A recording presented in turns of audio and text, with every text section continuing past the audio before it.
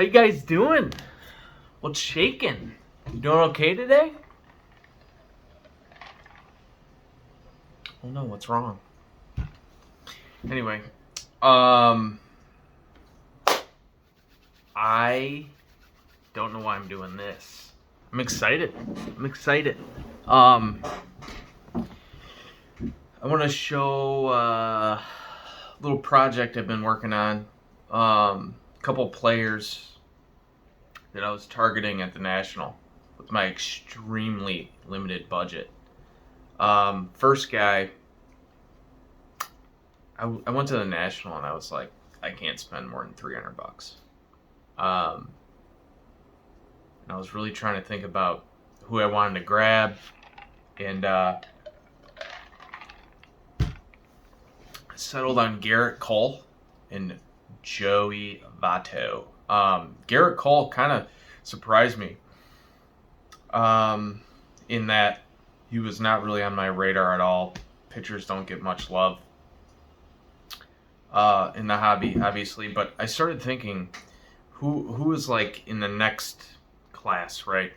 I can't afford to buy like nice cards of, the surefire guys, the Ichiro's. Of course, I did buy his card and then sold it, and it's like 10x from there. Anyway, Ichiro, Pujols, Miguel Cabrera, Scherzer, Kershaw, all these guys that I wanted to buy cards, but I thought $100 was too much for a card like 8-9 years ago. Anyway, Cole. First of all, he's probably going to win the Cy Young this year, and if he does, how is his resume looking? It's looking pretty good. And as far as starting pitchers, after Greinke, Kershaw, Scherzer, Verlander, there's kind of like a chasm to the next group. There's a lot of these pitchers, they're not being used much. They're getting injured.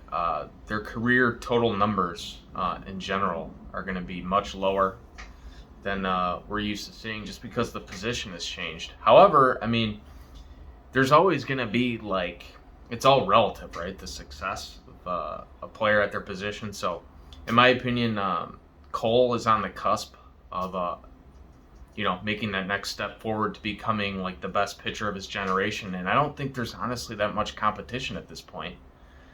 DeGrom is basically done, I guess, which is a shame. But anyway, Cole is like minus 150 to win the Cy Young this year.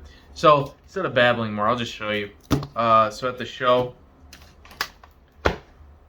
came across this. There was very little Cole. This is the Orange Refractor. It's not numbered. It's a neat card. Obligatory. I didn't pay that much, guys. I actually paid more because I wanted it that much. I picked this up. The pop on Cole is low. Now, I think pop reports can be kind of deceiving in that you assume there's not many of that card because the pop report is low, but really there's not enough of an incentive for people to grade. So I kind of foresee Cole's stuff, the pop reports going up quite a bit as he enters, that next stage, if you will. But that being said, I don't think there's going to be that many of them relative to other players around this time. People throw these in sleeves or whatever. I don't think they will take care of them relative to other star players. And then, so I picked that up at the show. Didn't really see anything else. After the show, I kind of went on a little buying spree. I started selling stuff in my collection on eBay that I just didn't really bring me happiness. The whole idea of FOMO, right? Like, some of these cards I sold, I think are going to go up in value, but I'm trying to move them into something that excites me or interests me more, with the end goal being having more money for my personal collection, right? I'm not just trying to make money to have money, right? It's kind of like a fun game, really, the way I look at it. I picked this blue CSG for $20 on eBay. These are cool holders. It's a really cool slab that I'm going to absolutely destroy when I shatter it open. and possibly send a PSA. I don't know. I've never submitted the PSA personally, only through other people, but I kind of have a growing stack of cards I want to grade. Here's the gold, another 9. Pretty neat. It's like $45. X-Fractor in a 9, $45. I'll put the pop report for these on the screen if I'm feeling saucy. I got the 10. This was like $150. And I looked, and a few months ago, this stuff is way up. I just think I think there's a lot of room to grow with these, personally.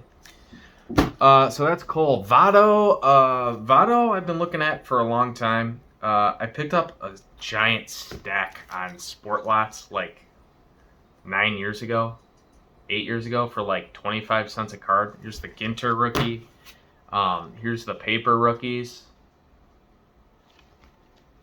which one of them actually I noticed when I was looking through is gold, which is pretty cool. There's not many of them. It doesn't appear to have too much of a price premium. So I was looking for his refractor. That was my #1 target at the show. Again, low pop report. This is just a really neat card. Refractor and a 9. Got this for like $120. And I was like, man, this is an awesome card. There's less than 100. 120 total graded. And then, yeah, again, I'll put the pop reports up. But I'm like, hey, if I enjoyed this card this much, why don't I buy more? So I got another one on eBay using the profits from my eBay sales. And then I got another one, all for around $120. And then, I also have a paper one. These are like 100 now.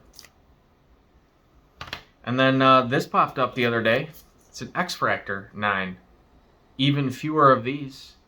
It was $89. Buy it now. I don't know. Maybe I'll go down with the ship.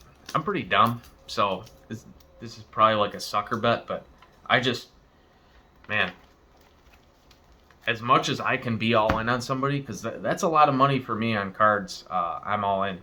I did pick this one up. This is definitely the best Votto card in my collection, if not my entire collection.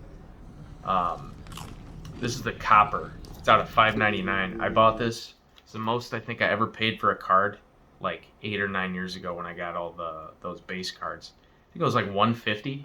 There's only 10 of this card in existence. There's really no comps. I think one sold raw for a while, but it was like $750 or best offer. So I don't know what it actually sold for. Anyway, I apologize for the actual video. Don't expect that to happen again. And you guys have a great day. See you later.